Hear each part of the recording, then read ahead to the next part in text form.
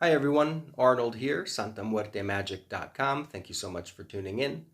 The topic of today's video is going to be foundational pillars in Santa Muerte Magic. I'd like to talk about this topic because I want to offer some insight into the answers I have been known to give to common and uncommon questions alike.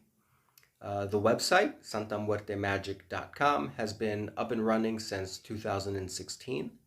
And I've been fielding questions from the public for just as long.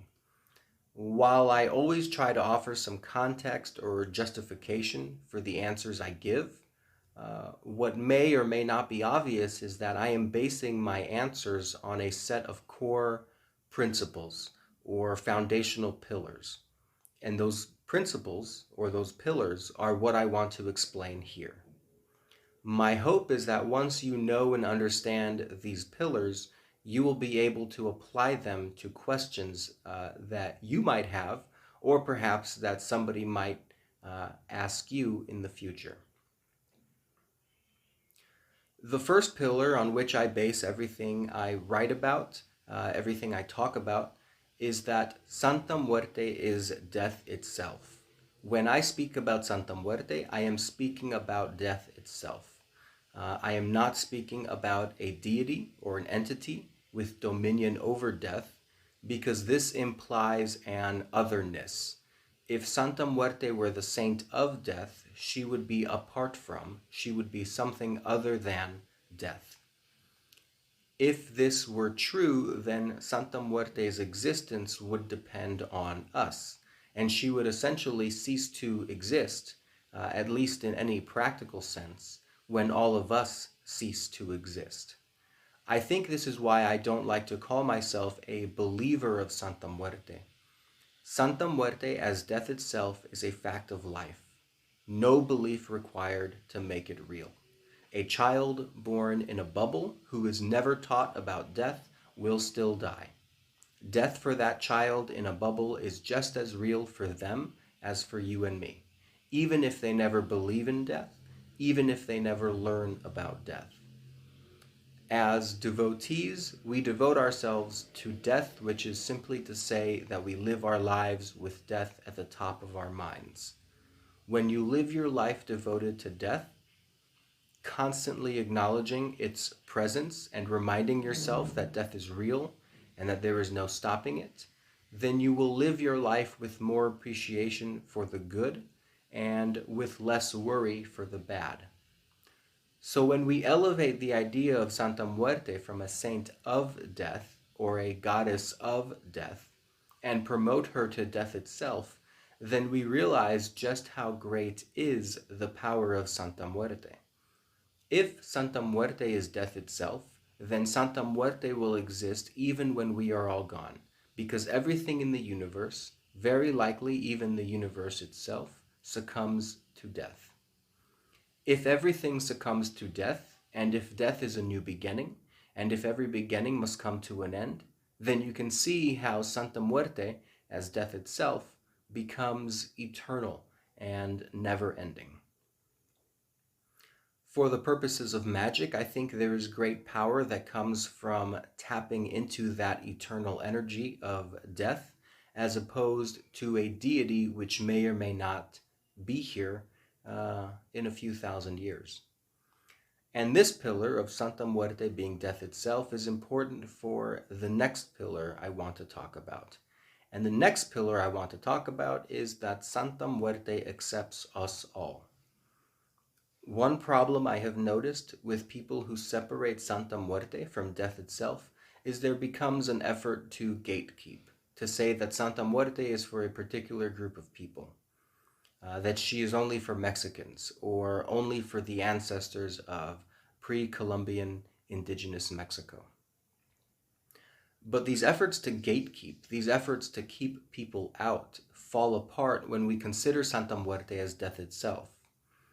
If Santa Muerte is death itself, and if death comes for us all, then Santa Muerte must accept us all. While it is true that Santa Muerte, as we know her today, can be traced to Mexico, I like to say that Mexico is the cradle of Santa Muerte. Just as Africa is the cradle of the human race, as we know it today, so is Mexico the cradle of Santa Muerte. And just as the human race has spread beyond the continent of Africa, so too has Santa Muerte spread beyond the borders of Mexico. This is perhaps the most important pillar in everything that I share on Santa Muerte. If you had to boil down to one single word my brand of Santa Muerte devotion, my brand of Santa Muerte magic, that word would be inclusivity. Now, this idea of Santa Muerte, of inclusive Santa Muerte devotion, leads directly into my third pillar, and that is that there is no wrong way to practice Santa Muerte magic or Santa Muerte devotion. I cannot tell you how many times I have received emails from people asking if they can be of a particular religion or of a particular spiritual path and still be devotees of Santa Muerte, or still petition the Santa Muerte for help. I have been contacted by a Southern Baptist, a Hindu, a Luciferian, Wiccans, and I myself personally identify as atheist. If Santa Muerte is death itself, then she exists for all faiths, including the faithless. And if she accepts us all, then she must accept us no matter how we choose to make a petition, nor how we choose to express our devotion. It has often been said that all paths lead to God. But so far as I can tell, all paths actually, eventually, lead to death. This sentiment is true whether you are expressing your devotion through prayer or offerings, whether you are crafting your petitions through candles or magic powders. So those are my three pillars on which I base everything I write about Santa Muerte magic and Santa Muerte devotion. When anyone asks me a question, I filter that question through those three pillars. For example, one question I've received is, Arnold, is it okay to get undressed in front of a Santa Muerte altar? Well, if Santa Muerte is death itself, I do not think a power as strong and eternal as death, first, would even need to express anger, and second, would need to express anger over something as benign and normal as human nakedness. If Santa Muerte accepts us all, then she must also accept those of us who don't have the money to install a special room just for the altar.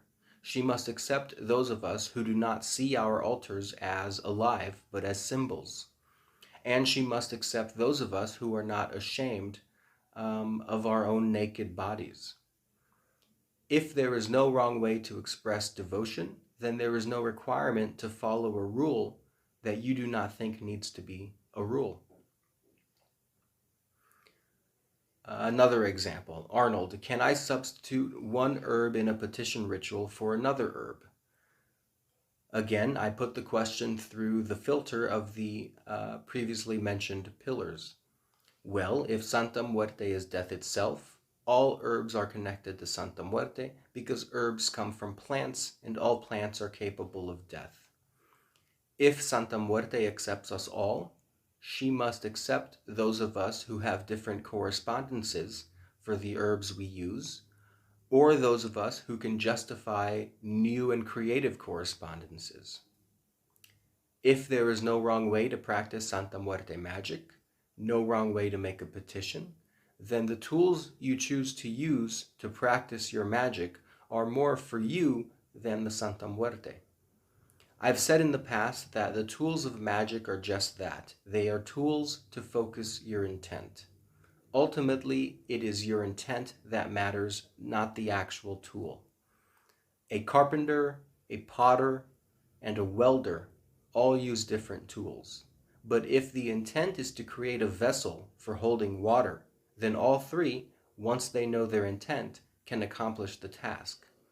The tools become unimportant, and the water itself doesn't care if it's being collected in a vessel of wood, a vessel of clay, or a vessel of steel.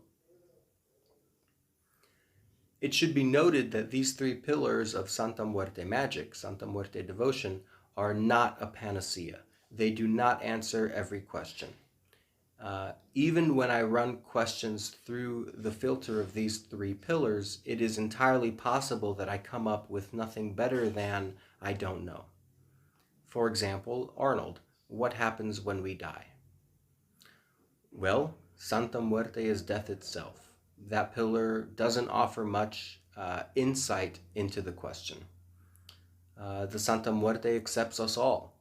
This pillar gives us a little insight, but it still doesn't answer the question directly. All we know now is that death must be necessary.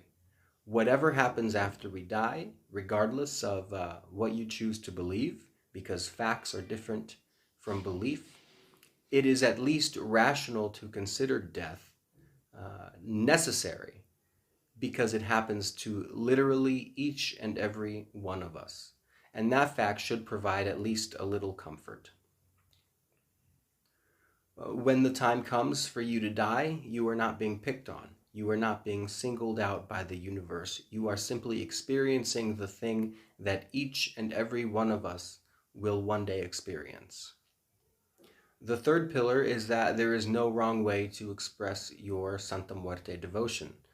This pillar, again, offers little insight, but it does allow you to explore different belief systems and perhaps, if you want, design a version of the afterlife that you can at least hope for.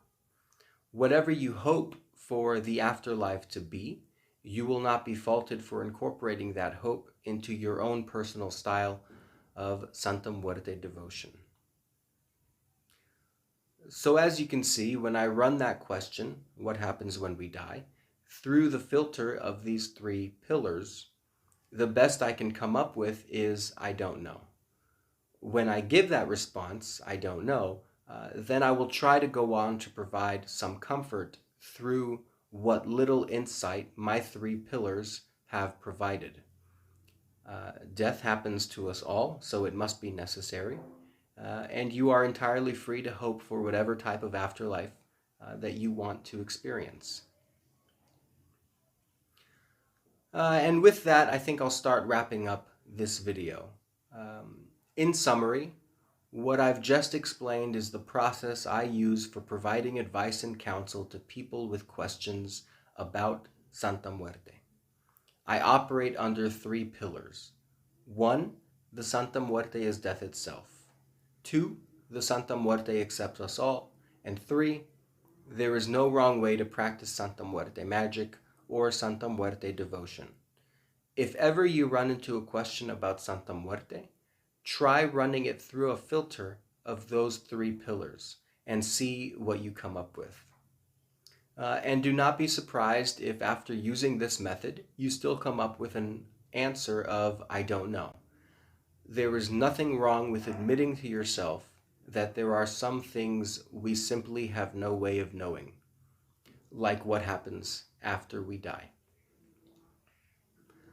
Hopefully I've explained everything clearly, but as always, please reach out to me if you have any questions. You can get in touch through the website, through the Patreon Messenger system, and there's also the Discord chat server. Thank you so much for watching. Until next time, bye.